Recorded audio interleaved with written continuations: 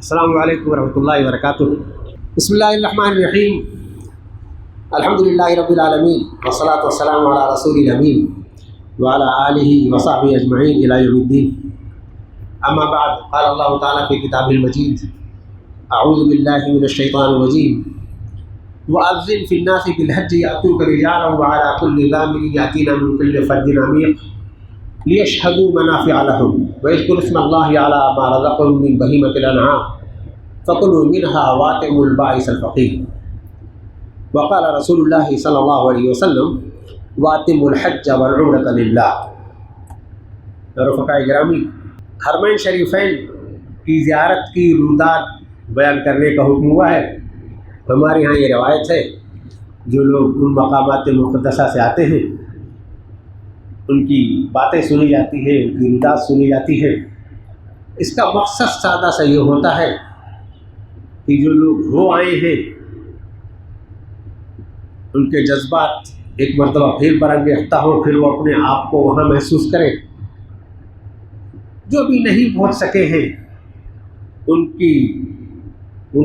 کے قلب کو گرمائیں، ان کی روح کو تڑپائیں کہ ان کی بے چینی اور بڑھے کہ وہ وہاں پہنچنے کی ان کی تمنا اور بڑھے، اللہ تعالیٰ انہیں وہاں حاضر ہونے کی توفیق دے۔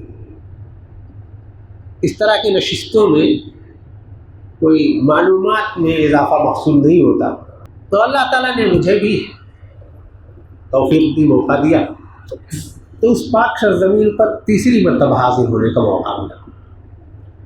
اس سے پہلے 2010 میں 2018 میں حج کے لیے گیا تھا، اور اس بار صرف عمرہ کر سکا۔ میں کل صبح واپس آیا ہوں، وہاں سے جب میں رخت سفر باندھ رہا تھا تو حاجری 12 ذی الحجہ کو کنکری مار کر واپس آ رہا تھا، وہ حج مکمل ہو رہا تھا۔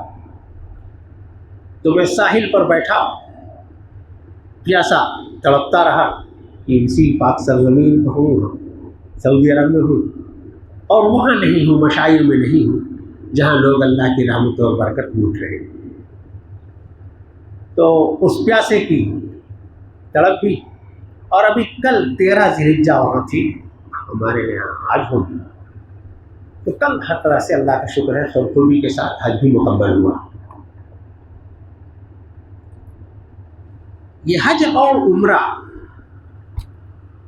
دونوں کے معنی زیارت کے ہیں، قصد کے ہیں۔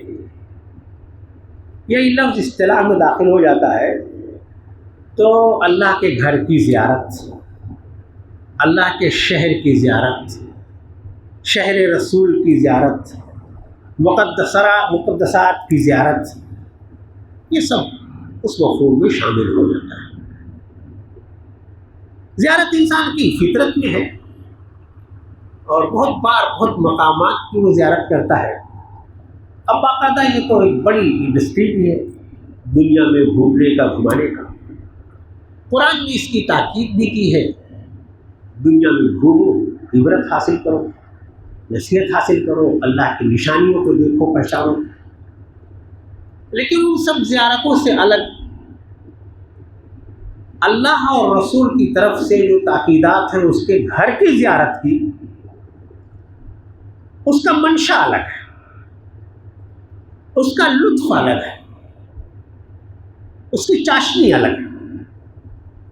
اور ان جگہوں پر خاص طور سے اللہ نے حکم دیا ہے کہ جانا ہے۔ لوگوں کو یہ اعلان کر دو کہ جہاں کہیں ہو، جس طرح کے پاس جو وسائل ان کو سواریاں میسر ہوں، جیسے بھی آ سکتے ہو، اللہ کے گھر کی طرف پہنچے، خوشاخ پہنچے، اس عظیم شہر کو دیکھیں، اس شہر کی نشانیوں کو دیکھیں، اس گھر کی شان کو دیکھیں، اس کی عظمت کو دیکھیں، وہاں سے ایمان کی حرارت لے کر لوٹیں۔ اللہ کے رسول صلی اللہ علیہ وسلم نے وہاں پہنچنے کے ساتھ ساتھ اپنے شہر کی فضیلت بھی بیان کی، اپنی مسجد کی فضیلت بھی بیان کی، اپنی موجودگی اور سلام اپنے کی بھی دعوت دی۔ تو اس لیے مسلمان جہاں کہیں بھی ہو، جس حال میں بھی ہو، وہ بڑا آرزو مند ہوتا ہے کہ اسے ان مقامات کی زیارت نصیب ہو، وہاں پہنچنے کا موقع ملے، وہ اپنی آنکھوں سے دیکھیں ان مقامات۔ یہاں جا کے جو کام کیا جاتا ہے، جس کو ہم لوگ عمرہ یا حج کہتے ہیں، الگ سے کوئی بڑا کام نہیں ہے۔ جو کام ہم یہاں کرتے رہتے ہیں وہی سب وہاں بھی کرنا ہوتا ہے۔ 2-3 الگ کام ہیں۔ کیا ہے؟ طواف ہے، اللہ کے گھر تک پہنچ جائیں تو اس کے گھر کا طواف، سعی ہے صفا اور مروہ کے درمیان، اور رمی جمار شیطان کو کنکری مار۔ باقی سب وہ ہے جو ہم جہاں کہیں بھی رہتے کرتے ہیں۔ حاجی جو ہے وہ مکہ سے نکلتا ہے، منا جاتا ہے، عرفات جاتا ہے، مزدلفہ آتا ہے، پھر منا آتا ہے، پھر حرم آتا ہے، اپنا اس کا سفر ہے، اور جو روز کی 5 وقت کی نمازیں وہی نمازیں پڑھتا ہے اور دعا کرتا ہے۔ تو الگ سے ڈھیر سارے کچھ معمولات نہیں ہیں کہ اس کو یہاں سے اٹھا کر کے وہاں ڈال دیا گیا تو اسے 1 مہینہ 2 مہینہ 40 دن 1 ہفتہ 5 دن الگ طرح کے کام کرنا ہے، الگ طرح کی مشغولیات ہیں۔ ایسا کچھ نہیں، کرنا وہی ہے جو یہاں کر سکتا ہے، بندہ جہاں رہتا ہے کرتا ہے۔ لیکن وہاں پہنچ کر کے جو کچھ آدمی کرتا ہے ان مناسک میں، جو محسوس کرتا ہے، جو اس کے دل پر گزرتی ہے، جن باتوں کو وہ ارادہ کر کے گیا ہے، ان لذات کو جو پاتا ہے، وہاں اللہ کی جو فیوز، رحمت، برکات جو ہوتی ہے وہ جو حاصل کرتا ہے وہ اصل چیز ہے۔ وہی کبھی بیان میں آ جاتی ہے، کبھی بیان میں نہیں آ پاتی۔ اور سچی بات یہ ہے کہ جو آدمی جتنا کچھ محسوس کرتا ہے وہ لفظوں میں نہیں ڈال پاتا۔ 18 مئی کو یہاں سے رخصت ہوئی، چونکہ سیدھے جدہ کے راستے مکہ جانا تھا، تو دلی میں احرام پہن لیا گیا ایئرپورٹ پر۔ احرام کیا ہوتا ہے؟ یہی نا کہ اپنا جو کپڑا ہے ظاہری یہ اتار کر کے ایک طرح کی 2 چادریں، سفید چادریں لپیٹ لیتا ہے بن کے اپنے بدن پر۔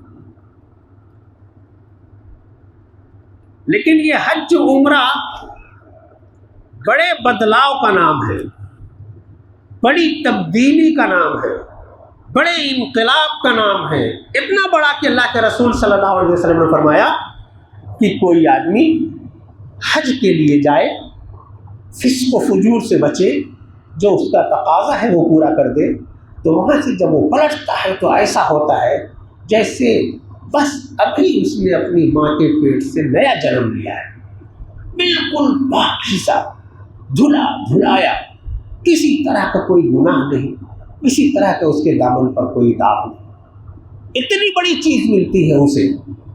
تو اس سے پہلا مطالبہ یہ ہے کہ اب اس کی یہ جو ظاہری آرائش ہے، اس کا لباس، وہ بادشاہ ہے تو اس کے سر پر تاج ہو سکتا ہے، وہ کوئی بڑا عالم دین اور بزرگ ہے تو اس کے سر پر عمامہ ہو سکتا ہے، وہ کوئی بڑا امیر کبیر ہے تو اس کے جسم پر لاکھوں روپے کا لباس ہو سکتا ہے۔ اب اللہ کے گھر میں حاضر ہو رہے ہو تو امیر نہیں، فقیر بن کر کے حاضر ہونا۔ اب تمہاری اپنی کوئی شناخت نہیں، اب تم محض عبد ہو اور اللہ کے بندے ہو۔ تجدو جو تمہاری ترجیح تھی، جو تمہاری پسند تھی، اسے اتار کے اور میری پسند کی 2 چادریں لپیٹ کر فدویانہ، فقیرانہ میرے دربار میں حاضر ہو، تو تبدیلی کا آغاز یہاں سے ہوتا ہے۔ بندہ جب لباس اپنے ظاہر کو بدلتا ہے، اس کی زبان پر جب وہ تلبیہ جاری ہوتا ہے، لبیک اللہم لبیک، لبیک لا شریک لک لبیک، حاضر ہوں اللہ میں حاضر ہوں، تو نے بلایا میں حاضر ہوں۔ تیری طاقت کے سامنے کوئی طاقت نہیں، تیری ملکیت میں کوئی شریک نہیں۔ میں آیا اللہ میں آیا، تیرے دربار میں آیا، تیرے حضور میں پہنچا۔ یہ کیفیت اس کی اندر طلب پر پیدا کرتی ہے کہ اب صرف ظاہر ہی نہیں، اس کا اندرون بھی بدل جائے۔ مولانا امین حسن اصلاحی صاحب نے بڑی اچھی باتیں تھی، احرام پہننے کے بعد کہہ رہے ہیں کہ میں نے دعا کی اپنے رب سے، اے میرے رب، میں اپنا ظاہر بدل سکتا تھا، تیرے حکم سے میں نے وہ بدل لیا ہے۔ میرے قلوب پر گناہوں کا لباس ہے، گھمنڈ کا لباس ہے، غرور کا لباس ہے، امیری کا لباس ہے، میرے قلب پر بہت سی آلائشوں کے غبار چھائے ہوئے ہیں۔ اے اللہ تو میرے قلب کا تزکیہ کر دے، میرے دل سے ان سارے غلافوں کو ہٹا دے۔ اے اللہ تو میرے قلب کو دھو دے، اسے پاکیزہ کر دے۔ تو یہ تو بس جیسے ہی بندہ صرف لباس کی تبدیلی کرتا ہے، جیسے لگتا ہے کہ وہ ایک نئے رنگ میں داخل ہو رہا ہے، ابدیت کا اس کا احساس ہو رہا ہے۔ جب جتنی دور کا سفر ہو، کیونکہ میقات سے پہلے احرام باندھ لیا جاتا ہے، پہلے کئی دنوں کے بعد اس احرام کی حالت میں ہوتا تھا، تب بندہ پہنچتا تھا کعبہ۔ اب چند گھنٹوں بھی پہنچ سکتا ہے کہ جہاز میں ہے، یلملم سے پہلے اس نے وہ پہن لیا، احرام پہن لیا، جدہ اترا، 1 گھنٹے میں وہ شریف پہنچ گیا۔ حرم شریف، حرم تو پورے مسجد کا نام ہے، اس میں وہ جو ایک چوکور سی عمارت جس پر کالا کالا سا غلاف چڑھا ہوا جو رہتا ہے، جو کیلنڈر میں چھپتا ہے، جو بہت تقدس کے ساتھ ہم لوگ جس کو دیکھتے ہیں، الگ الگ باتیں اس کے بارے میں کہی جاتی ہیں، الگ سے کوئی بہت فنی حسن اس میں نہیں ہے کہ پتھروں کی ایک عمارت ہے، اس کی خوبصورتی کے لیے اس پر ریشم کے غلاف چڑھا دیے ہوئے، اس غلاف پر کئی کٹڑوں سونے سے آیات لکھی ہوئی ہے، اس کی قیمت پڑ گئی ہے، لیکن وہ ایک چوکور سی عمارت ہے۔ بڑے حج کے سیاح، ہمارے بڑے ادیب ممتاز مفتی، اپنی کتاب میں 10-20 مرتبہ اسے کوٹھا لکھا ہے، اور یہ لکھنے پر انہوں نے کفر کا فتویٰ بھی پایا ہے۔ لیکن اس چوکور عمارت کی، اس کوٹھے کی جو شان ہے، جو عظمت ہے، جو جلال ہے، جو روحانیت ہے، جو روب ہے، وہ محسوس کرنے کی چیز ہے۔ مجھے کسی شاعر نے کہا ہے، کعبے پہ پڑی جب پہلی نظر، کیا چیز ہے دنیا بھول گیا، یوں ہوش خرد مفلوج ہوئے، دل ذوق تماشا بھول گیا۔ تو یہ شاعری نہیں ہے، ہم اسے جو لوگ بھی گئے، جنہیں پہلی مرتبہ کعبۃ اللہ سے مواجہہ ہوا ہے، آمنا سامنا ہوا ہے، شاید سب لوگوں پر یہ گزری ہے، کیونکہ ان کا پہلے کا پلان، پہلے کی منصوبہ بندی، سوچی سمجھی یاد کی ہوئی دعائیں، اور کیسے میں مواجہہ کروں گا، سب کچھ وہ بھول جاتا ہے اس رب کعبہ کو دیکھ کر۔ اس کو اپنا آپا اس کے کنٹرول قابو میں نہیں۔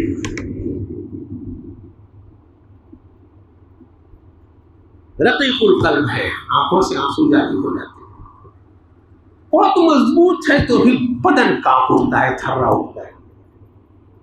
جو جتنا محسوس کرے، اس کے آداب میں بتایا جاتا ہے کہ داخل ہو تو ایسا نہ ہو کہ جو ہے وہ چکر بکر ادھر ادھر دیکھتا ہوا جائے، نگاہ نیچی کر کے جائے، جب محسوس کرے کہ سامنے کعبہ ہے تو ایک ساتھ نگاہ اٹھا کر کے دیکھے اور نگاہ باہر کر کے دیکھے۔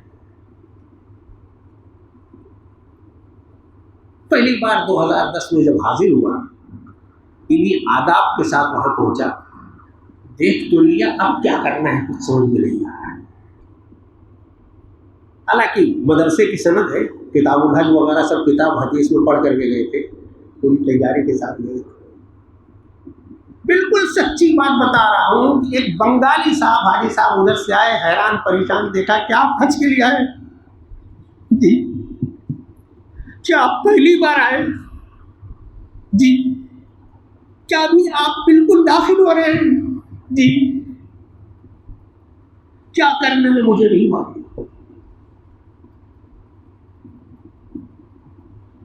اس بندے نے گائیڈ کیا کہ دیکھو وہ کعبہ ہے، دیکھو غور سے آنکھ بھر کر کے، مانگو اپنے رب سے جو مانگنا ہے کہ یہ قبولیت کی گھڑی ہے. پڑھتے رہو وہ دیکھا ٹوٹ ٹوٹ پڑھتے پھٹ پھٹ پڑھتے اس کا آپ دیکھ کر اس کیفیت میں انسان آپ میں نہیں رہے. دیکھا دعا کی حاصل ہوا. طریقہ یہی ہے کہ حجر اسود کا جو کارنر ہے اسے استلام کرنا ہے اور وہاں سے طواف شروع کرنا ہے. یعنی 7 چکر لگانے ہیں خانہ کعبہ بطاف میں اتر کر. اب وہ نظم اور کر دیا گیا ہے چھت سے برآمدے سے سب جگہ سے وہ ہوتا ہے. یہ طواف تو خاص اصطلاح ہے. محبوب کے گھر کا چکر لگانے کا شاعریوں میں بڑا تذکرہ ہے اور وہ ہر شاعر اپنے ہر طواف میں مایوس ہوتا ہے. اسے کچھ ملتا نہیں اپنے محبوب کے در سے. اردو شاعری پڑھ ڈالے لیکن یہ طواف اور محبوب حقیقی کے گھر کا چکر وہاں سے کوئی بے نین مرام نہیں لوٹا. وہاں پہنچ گیا اسے اپنی عاجزی کا فرقنی کا اگر احساس ہے تو بسم اللہ اللہ اکبر استلام کر کے جو وہ شروع کرتا ہے. اب اس کے پاس ڈھیر سارا موقع ہے اپنے رب سے بات کرنے کا. یاد اگر اس کو ہے کتابوں میں پڑھا ہوا ہے اس نے اپنے احرام کی چادر استباء اس نے کر لیا کیسے نکال لیا اتنا حصہ یہ کھول دیا اچھا ہے کر لیا مسنون ہے. ابتدائی چکروں میں اس نے رمل کر لیا مطلوب ہے مسنون ہے وہ کر لیا موقع ملا. لیکن بہت لوگوں کو تو پہلی مرتبہ وہ یاد بھی نہیں رہتا کہ میں یہ بھی کرنا تھا اسی لیے سختی سے اس کا مطالبہ بھی نہیں کیا گیا. لیکن کیا ہے اللہ کے گھر جب بندہ پہنچ گیا تو نہ اس کے لیے کچھ صورتیں متعین ہیں جیسے ہم لوگ نماز پڑھتے ہیں تو ہم کو سورۃ فاتحہ پڑھنی ہے اور کچھ قرآن کا حصہ پڑھنا نہ کچھ دعائیں متعین ہیں کچھ بھی اللہ کے چکر لگانا. لیکن تم اللہ کے گھر کے پاس ہو وہ تمہیں دیکھ رہا ہے اپنی آنکھوں سے.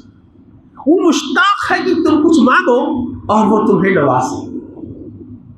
تو اس پورے چکر میں جو آپ کو مانگنا ہو اپنے آپ سے اپنی ذات کے لیے اپنی دنیا کے لیے اپنے آخرت کے لیے اپنے گھر کے لیے اپنے خاندان کے لیے اپنے اعزہ کے لیے اپنے ملک کے لیے اپنی حکومت کے لیے اپنے ادارے کے لیے جس کسی کے سلسلے میں جو مانگنا ہو تمہارے پاس سارا کا سارا موقع ہے.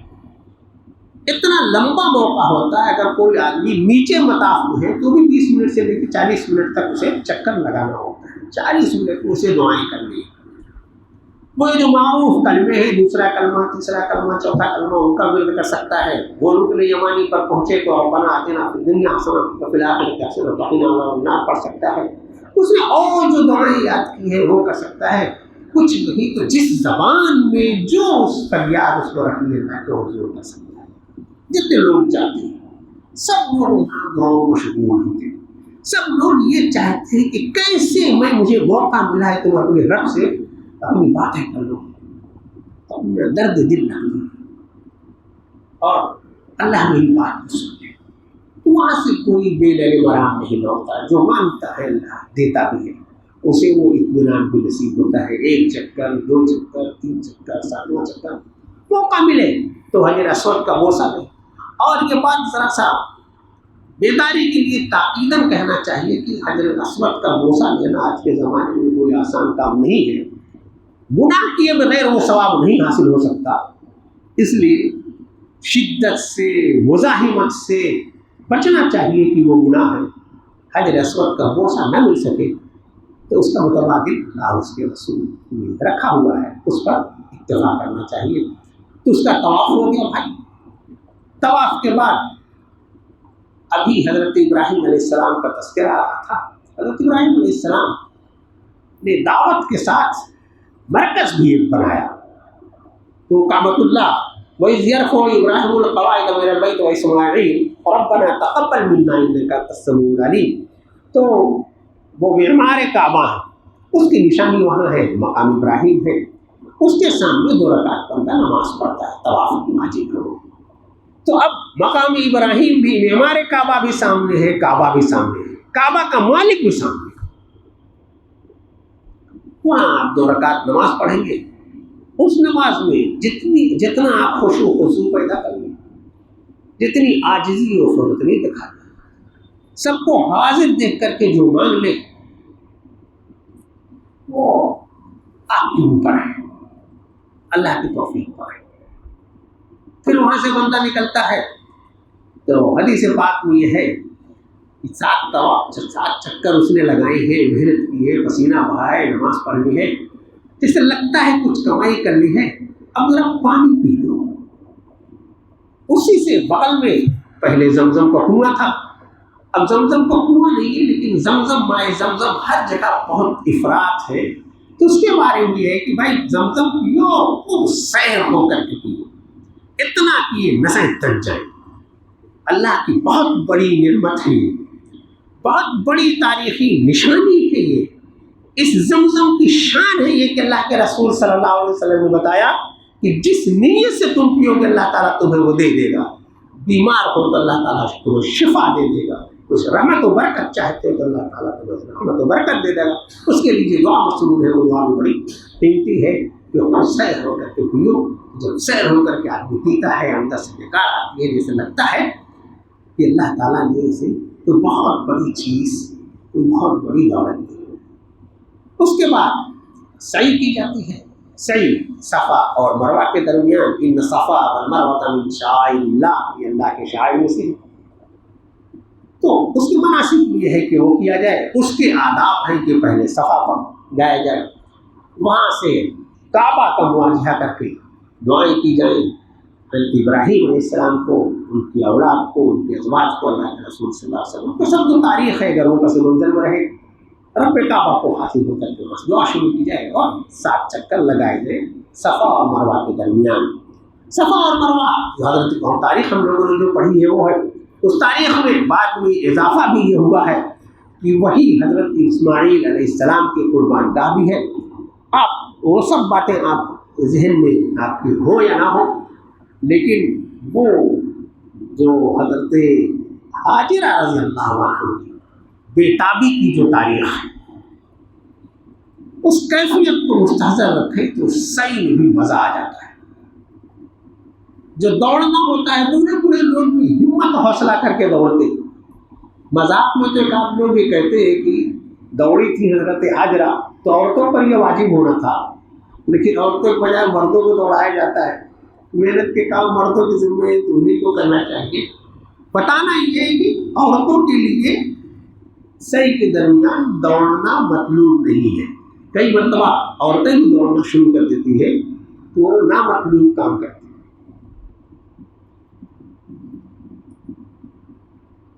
آپ کا عمرہ مکمل ہو،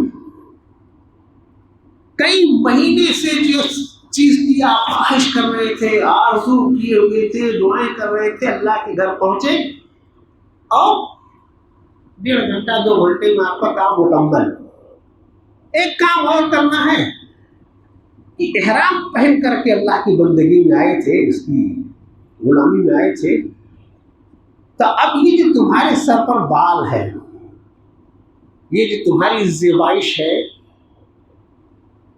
تو عرب کی روایت یہ ہے کہ غلامی میں جب کوئی داخل ہوتا ہے تو اس کا سر بھی بوڑھا جاتا ہے، تو پوری غلامی میں داخل ہو جاؤ اور یہ بال بھی اڑاؤ۔ کیا چھوٹا کرا دو، اور بڑی محبت ہے کئی لوگوں کو، محبت ہی نہیں۔ ہمارے مولانا مین حسن اصلاحی صاحب نے لکھا کہ مجھے 3 مرحلوں میں بالوں کو کٹانا چاہتا تھا، تو پہلے عمرہ میں قصر کیا، مدینہ منورہ سے آیا تو اور مشین سے میں نے کٹوایا، اور جب میں نے حج کیا تو میں نے حلق کروایا۔ ترتیب بھی ہوتی ہے۔ تو یہ ہے اللہ کے گھر میں اللہ کے حضور پہنچ کر یہ غلامی بھی آخری مرتبہ یہ داخل ہونا ہوتا ہے جب کوئی عمرہ کرنے کے لیے جاتا ہے۔ اور اگر وہ حج کرتا ہے تو حج اس کا پورا ہو گیا، حج تمتع اگر ہے تو پھر ان ایام میں جو مخصوص ایام ہیں ذی الحجہ کے 8، 9، 10، 11، 12، 13، ان میں وہ پھر سے احرام باندھے گا، مینا جائے گا، مینا میں نمازیں پڑھے گا، 9 ذی الحجہ کو عرفات جائے گا، عرفات میں وقوف عرفہ فرض ہے۔ اللہ کے رسول صلی اللہ علیہ وسلم نے فرمایا ہے کہ یہی اصلی حج۔ عرفات کے میدان کی بھی فضیلت ہے، اس کی بڑی شان ہے بھائی۔ یوم عرفہ میں کوئی میدان عرفات میں پہنچ گیا اور وہاں اگر اس نے اپنی مراد نہ مانگ لی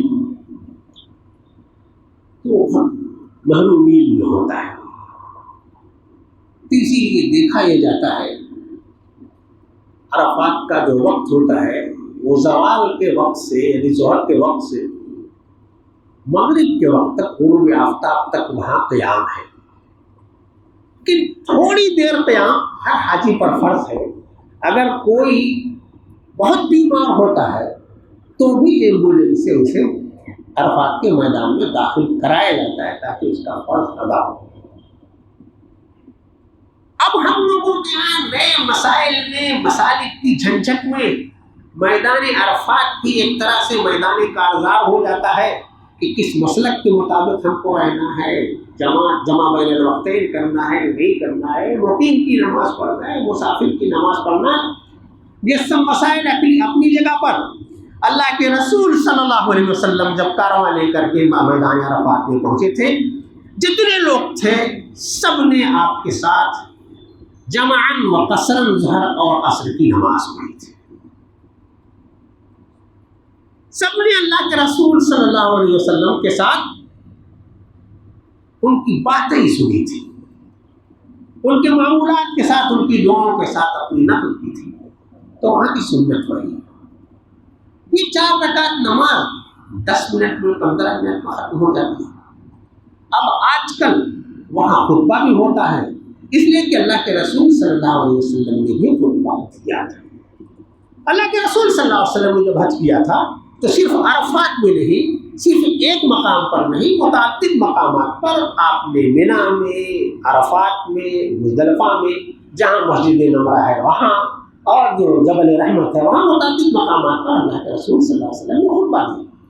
ہم لوگوں کے یہاں جو خطبہ حجۃ الوداع کے نام سے لوگوں کے پاس مقبول ہے، پہنچا ہوا ہے، اور جو دراصل انسانیت کا بہت بڑا منشور ہے، وہ اللہ کے رسول صلی اللہ علیہ وسلم نے اسی حج میں دیا تھا۔ مختلف مواقع کی روایتوں کو جمع کر کے اسے خطبہ حجۃ الوداع کہا جاتا ہے۔ پورا خطبہ جبل رحمت کا نہیں، لیکن میدان عرفات تو دعا کی جگہ ہے۔ اللہ تعالیٰ سمائی دنیا پر ہوتا ہے، وہ کہتا ہے اس دن اللہ کے رسول صلی اللہ علیہ وسلم نے فرمایا اکیلی ایک دن یوم عرفہ کے دن اللہ تعالیٰ جتنے لوگوں کو جہنم سے خلاصی دیتا ہے، جتنے لوگوں کی گناہوں کی کوشش کرتا ہے، اتنا بڑا دل کوئی نہیں ہوتا۔ تو وہاں کا جو منظر ہوتا ہے میرے بھائیوں، آپ لوگوں میں سے بہت سے لوگ ان حالات سے، ان گھڑیوں سے گزرے ہوں گے، بندہ کو دیکھتا ہوتا ہے، وہ یہ لگتا ہے کہ آج کی یہ قیمتی گھڑی اگر اللہ تعالیٰ نے اسے نصیب کی ہے تو آج وہ دھل ہی جائے، دھلا ہی لے اپنے آپ کو۔ نئے جنم کے اللہ کے رسول صلی اللہ علیہ وسلم نے جو بشارت دی ہے، وہ نیا جنم آج اس کا ہو جائے کہ اللہ تعالیٰ اس کے تمام گناہوں کو معاف کر دے۔ تو جو مانگنا ہوتا ہے، جیسے جیسے مانگنا ہوتا ہے، اگر آپ نے ابھی لائف دیکھا ہوگا تو لائف اس کا آتا ہے، بندہ کوئی کھڑا ہے آسمان کے نیچے دھوپ پہ اور مانگے چلا جا رہا ہے، اس کو اپنا ہوش نہیں، کوئی سجدے میں پڑا ہے اور اللہ سے گر آ رہا ہے، کیا کیا مانگ رہا ہے، کیا کیا اس کی ضروریات ہے، کوئی ہاتھ اٹھائے ہوئے ہے، کوئی کسی سے کہہ رہا ہے کہ مجھے اپنی دعاؤں میں شامل کر لو، کوئی کسی کی دعا پر آمین کہہ رہا ہے۔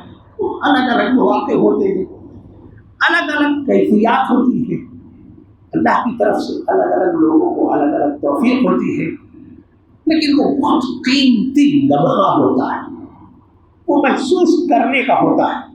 اور وہاں سے جب بندہ شام ہوتی ہے مزدلفہ آتا ہے، مزدلفہ میں اس کو مبیت مزدلفہ واجبات میں سے، وہاں سے پھر دوسرے روز 10ویں کو یوم النحر ہوتا ہے، منہ میں آتا ہے، وہ شیطان کو رمی کرتا ہے، کنکری مارنا، یہ ایک نیا کام ہے، ابھی تک جو اس نے کام کیا نماز پڑھنا زور اثر جہاں کہیں ہوتا اسے پڑھنا ہوتا، نماز وہ جب چاہے جہاں کر لے، بنا پہنچ کر کے اسے پہلا کام یہ کرنا ہوتا ہے کہ جو علامات شیطان ہیں ان میں سے ایک جو بڑی علامت ہے، پہلے دن اس پر 7 کنکری ماری جاتی ہے۔ شیطان کو مارنا، شیطان سے اپنی دشمنی کا اعلان کرنا، اپنی برات کا اعلان کرنا۔ جس شیطان نے ابو الانبیاء کو دھوکہ دینا چاہا، بہکانا چاہا، راہ راست سے ہٹانا چاہا، جو اللہ سے کہہ کر کے آیا ہے کہ تیرے بندے کو میں دائیں سے بائیں سے آگے سے پیچھے سے بہکا کر کے رہوں گا اور بہت کم بندوں کو شکر گزار چھوڑوں گا، اس شیطان سے دشمنی بول لینی۔ تو کئی لوگ اتنے جذبات کو ہوتے ہیں کہ اپنا جوتا نکال کر کے پھینک دیتے ہیں۔ وہاں جذبات پر قابو رکھنا ہے، جیسے اللہ کے رسول صلی اللہ علیہ وسلم نے کیا ہے ویسے ہی کرنا ہے۔ 7 کنکریاں، چھوٹی کنکریاں، چلے اتنی بڑی چلے سے بڑی، اور اللہ کا نام لے کر کے شیطان پر کنکری مارنی، شیطان کا نام لے کر کے نہیں، گالی دے کر کے نہیں۔ یہ سب ہوش کا مقام ہوتا ہے، ہوش کی جگہ ہوتی ہے۔ کئی مرتبہ جذبات میں لوگ ہوش کھو دیتے ہیں تو غلط کام کر بیٹھتے ہیں۔ غلط کام نہیں کرنا ہے، پھر میں نامے دوسرے تیسرے دن اسی عمل کو دہرایا جاتا ہے اور تینوں جماعت کو ہوتی ہے۔ ادیبوں میں سے ایک ادیب نے لکھا کہ میں نے ایک کنکری چھوٹی سی ماری، ایک بڑی کنکری آ کر میرے ماتھے پر لگی، دوسری کنکری میں نے ماری، اس سے بڑی کنکری آ کر میرے سینے پر لگی، پھر ایک کنکری ماری وہ آ کر میز پر لگی۔ تو یہ ادیب کا ایک بیانیہ ہوتا ہے، لیکن اس میں محسوس کرنے کی بات یہ ہے کہ شیطان کو مار کر کے آپ خوش نہ ہو لیں کہ آپ نے جو مارا تو وہ شیطان مر گیا، وہ تو زندہ ہے، اس کا ایک زندہ وجود ہے، وہ اللہ کے یہاں سے بہکانے کا اختیار لے کر کے آیا ہے، کہیں وہی نہ وہ آپ کو بہکا دے اور آپ کو اس بسم اللہ اللہ اکبر کے بجائے آپ کی زبان سے گالی نکلوا دے۔ اور اگر وہ پلٹ کر کے آپ کو مارتا ہے، کنکری واپس آتی ہے، تو یہ تنبیہ ہے، مار تو رہے ہو مگر تمہارے دل میں تو وہاں بیٹھا ہوا، مارنے کی جگہ وہاں، ابھی پھر بہکاؤں گا میں تم کو، ابھی گناہوں کی محبت تمہارے دلوں میں بیٹھی ہوئی ہے، اس سے چھٹکارا پانے کا شروع کرو۔ ٹھیک ہے، ایک بیانیہ ہوتا ہے جو ادیب اس طرح سے کہتا ہے، لیکن مارتے وقت جو عزم چاہیے وہ وہی ہے۔ اس کے بعد وہاں قربانی کی جاتی ہے، جو تمتع والے قوم کے لیے واجب بھی ہے، ذکران کے لیے بھی ہے، وہ قربانی بھی اسی ذبح عظیم کی یادگار ہے جس کا ابھی تذکرہ آیا۔ 9 کو 12 تک اختیار ہے کہ پھر سے ایک مرتبہ آئیے، کعبہ کا طواف کیجیے، طواف افاضہ وہ فرض ہے، اور پھر اس کے بعد آخر میں جب کبھی آپ رخصت ہو رہے ہو پھر طواف وداع بھی ضرور کریں۔ وہ واجبات میں سے ہے، 4-5 دن میں آدمی حاجی ہو جاتا ہے۔ ویسے تو بہت سے لوگ یہیں سے بکس پر الحاج لکھ کر کے لے جاتے ہیں، تو وہ سب ٹھیک ہے، اللہ کی طرف سے ایک اعلان ہے، لیکن یہ جو 5 دن میں اس نے جو عمل کیا، اپنے آپ کو بدلنے کی جو کوشش کی، اب اس کو سنبھالنا ہے میرے بھائی۔ اس نے غلاف کعبہ پکڑ کر کے جو اپنے رب سے عہد کیا کہ میں اپنے گناہوں سے توبہ کرتا ہوں، اے اللہ میں دوبارہ گناہ نہیں کروں گا، میں نے حقوق کو تیرے پہچان لیا ہے، اے اللہ میں تیرے حقوق کی تلفی نہیں کروں گا، میں کسی کا حق نہیں مانوں گا، میں کسی کی دل آزاری نہیں کروں گا، میں دین پر قائم رہوں گا، میں دین پر ثابت رہوں گا۔ اس عہد پر بنے رہنے کی ذمہ داری پا جاتی ہے۔ پھر اگر آپ مکہ معظمہ میں پہنچ گئے ہیں تو وہاں اور بھی بہت ساری چیزیں ہیں آپ کو دیکھنے کے لیے، کہ وہاں وہ جبل نور بھی کھڑا ہے جہاں اللہ کے رسول صلی اللہ علیہ وسلم پر پہلی وحی آئی تھی، وہاں وہ جبل ثور بھی ہے جہاں اللہ کے رسول صلی اللہ علیہ وسلم نے ہجرت کے لیے قیام کیا تھا، وہاں وہ وادیاں اور گھاٹیاں بھی ہیں جہاں اللہ کے رسول صلی اللہ علیہ وسلم کو اصحاب کو آزمائش میں ڈالا گیا تھا۔ تاریخ پڑھ کر کے جائیں، تاریخ کو مستحضر کریں، ہمارے پیارے رسول صلی اللہ علیہ وسلم نے اس دین کے غلبہ کے لیے اس پاک سرزمین پر جدوجہد کی تھی، اس کی ساری نشانیاں ہیں۔ اور جب اس شہر کو وہ چھوڑ کر کے نکل رہے تھے، کہا ہے یہ شہر اللہ کو بہت محبوب ہے، اللہ کا شہر۔ اگر تم لوگ یہ کفار اور مشرکین مجھے یہاں سے نہ نکالتے، سب سے زیادہ مجھے یہ عزیز ہوتا بڑی الفت کے ساتھ اللہ کے رسول صلی اللہ علیہ وسلم نے مدینہ منورہ ہجرت کی۔ میرے بھائی، جو لوگ مکہ معظمہ جاتے ہیں، عمرہ اور حج مکہ معظمہ میں ہوتا ہے، تو ان کا پورا ہو گیا، حج عمرہ پورا مکمل ہو گیا، وہ ٹکٹ کٹائے واپس آ سکتے ہیں، کسی طرح کوئی کمی نہیں رہ جاتی۔ لیکن آپ کی یہ نمازیں، آپ کی یہ عبادات، آپ کا یہ حج، آپ کی یہ دینداری، آپ کے یہ بدلنے کا عزم، کس نے سکھائے ہیں آپ کو؟ یہ کس کا دیا ہوا ہے؟ وہ محمد الرسول اللہ صلی اللہ علیہ وسلم کا عقیدہ ہے۔ اس کا شہر پاس میں ہے، اس کی خوابگاہ پاس میں ہے، وہ بھی بڑی فضیلت اور برکت والی ہے، وہاں اس کی اس مسجد میں نماز پڑھنے کا ثواب 1000 گنا ہے۔ تو بندہ مدینہ منورہ میں حاضر ہوتا ہے، اللہ کے حضور حاضر ہونے کے بعد اللہ کے رسول صلی اللہ علیہ وسلم کے شہر کی، آپ کی مسجد کی، آپ کے روضے کی، آپ نے اپنی مسجد میں جو ایک عظیم گھر بتایا ہے جنت کی پیاری ریاض الجنہ کی، ان چیزوں کی زیارت کرتا ہے۔ کئی مرتبہ مذاق بنایا جاتا ہے کہ کوئی آدمی گیا حج کرنے اور مدینہ منورہ نہیں گیا تو کہنے لگے کیا اس نے حج کیا؟ اور ایک ضعیف روایت بھی اس سلسلے میں پیش کی جاتی ہے کہ کوئی حج کے لیے آئے اور میرے پاس نہ آئے تو وجہ سے مجھے کچھ نہیں ملا۔ اور ہمارے یہاں بعض لوگوں نے شیعہ حضرات میں یہ ہے کہ انہیں مکے کے بعد صرف مدینہ نہیں بلکہ باقی مقدسات بھی جانا ہوتا ہے، تب ان کا حج مکمل ہوتا ہے۔ ان چیزوں کا حج سے تو تعلق نہیں ہے، لیکن وہ عظیم محسن جس نے ہم کو یہ اتنی بڑی دولت دی، اگر اس کے دربار میں نہ حاضر ہو تو یہ محرومی اور بہت بڑی محرومی ہے۔ اسی لیے بندہ مدینہ منورہ بھی ضرور جاتا ہے۔ شہر رسول کی بھی فضیلت ہے احادیث میں، اور تھوڑی نہیں بہت زیادہ۔ مسجد نبوی کی فضیلت اللہ کے رسول صلی اللہ علیہ وسلم نے الگ سے بیان کی ہے کہ اس میں ایک نماز کا ثواب 1000 درجہ بڑھ کر کے ملتا ہے۔ اس کے بعد ایک اور حدیث ہے، وہ ضعیف ہے، جس کے بارے میں ہے کہ متواتر جس نے 40 وقت کی نماز پڑھ لی تو اس کی مغفرت ہو جاتی ہے۔ تو اس حدیث پر بڑی پابندی سے لوگ عمل کرتے ہیں، تواتر کے ساتھ 40 وقت کی نماز کی، اور ہماری گورنمنٹ آف انڈیا 8 روز کا موقع اسی لیے دیتی ہے 40 وقت پوری ہو جائے۔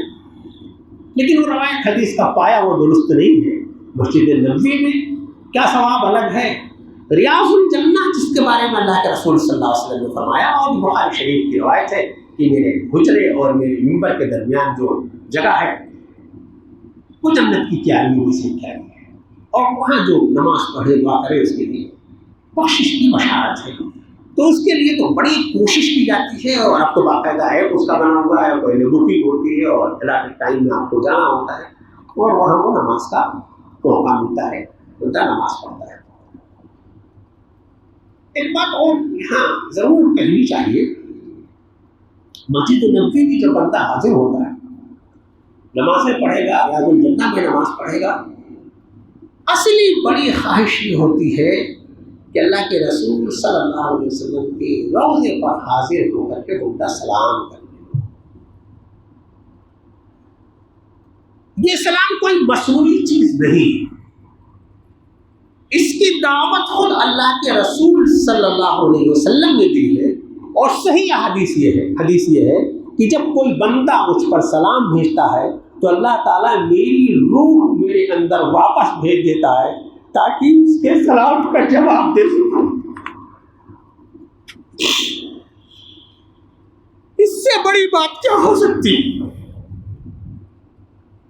آپ حضور کے قدموں کو پہنچے، آپ نے سلام پیش کیا، اور آپ کے اس عظیم محسن کا جواب آپ کو مل گیا۔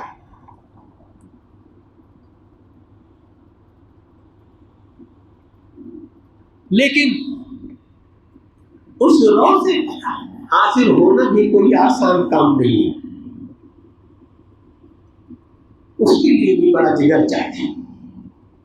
میرے جیسے بزدل آدمی کے لیے تیسرے اٹیمپٹ پہ میں پہنچ سکا۔ پہلی مرتبہ جب میں حاضر ہوا، ظہر کے وقت، فجر کے وقت ہم پہنچ گئے تھے، نہیں جا سکے، آدھے راستے سے واپس آئے۔ ظہر کے وقت پھر گئے، باب السلام سے داخل ہوئی، آدھے راستے سے ہمت نہیں ہوئی کہ یہ گنہگار، یہ عاصی، ہر طرح سے گناہوں میں لپٹا ہوا، کیسے منہ دکھائے گا اپنے پیارے رسول صلی اللہ علیہ وسلم؟ یہ کیفیت بیان کی۔ ایک عزیز نوجوان ہماری بیگم کے بھانجے ان سے عصر بعد میں لے کر کے چلے، قریب پہنچا، پھر جب میں پلٹنے لگا اس نے پیچھے سے سوال کر کے ڈھکیل دیا کہ واپس جانے کی جگہ نہیں ہے۔ یہ بہت قیمتی گھڑی ہے اس وقت، پیارے رسول صلی اللہ علیہ وسلم کا مواجہہ ہے، آمنا سامنا ہے۔ تم اپنی زبان سے جو الفاظ کہو گے کہ الصلاۃ والسلام علیک یا رسول اللہ، اللہ کے رسول صلی اللہ علیہ وسلم خود جواب نہیں دے تمہیں۔ کیا بندہ موقع ہو تو اور بھی باتیں کہہ سکتا ہے کہ اللہ کے رسول صلی اللہ علیہ وسلم کی جو کمالات ہیں، جو صفات ہیں، وہ بیان کر دے کہ آپ نے امانت کا حق ادا کر دیا، آپ نے رسالت کا حق ادا کر دیا، آپ کے فیض سے یہ دین ہم تک پہنچا، یہ باتیں بیان کی جا سکتی ہیں۔ یاد رکھیے گا، یہ باتیں نہیں کہ اولاد سے محروم ہے اولاد عطا کر دے، بیماری مبتلا ہوں شفا عطا کر دے، یہ دینے والا تو کوئی اور ہے، یہ جو اصل دینے والا ہے اسی سے مانگا جائے گا۔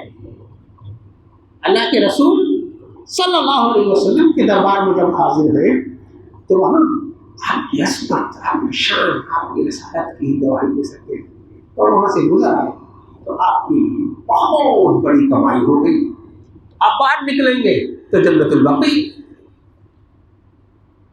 جس میں تمام جلیل القدر صحابہ، بڑے بڑے مجاہدین، امہات المؤمنین، ان کی خبریں، ان پر آپ مسنون سلام بھیجیے۔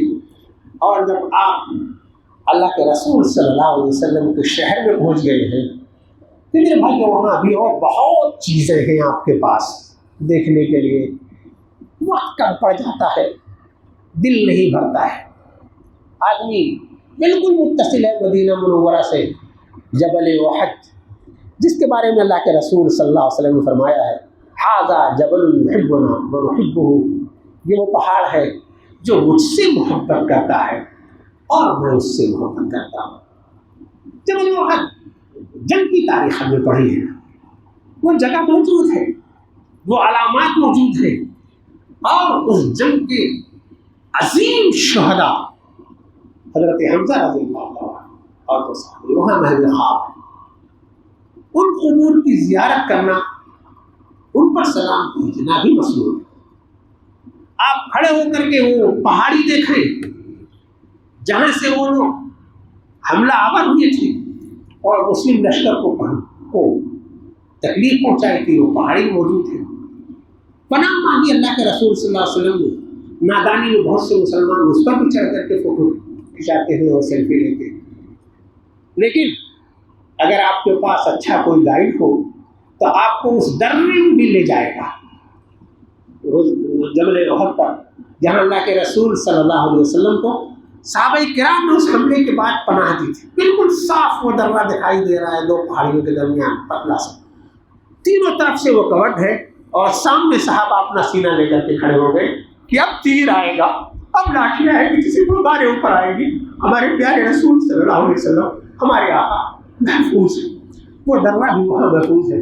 ان مقامات پر حاضر ہو کر کے آدمی اپنے اس تاریخ سے اپنے آپ کو میچ کرتا ہے، ان الفتوں کو محسوس کرتا ہے، ان اذیتوں کو محسوس کرتا ہے، اس مجاہدے کو محسوس کرتا ہے، اس قربانی کو محسوس کرتا ہے جو پیارے رسول صلی اللہ علیہ وسلم نے ہمارے لیے کی، اس امت کے لیے کی، اس دین کے لیے کی۔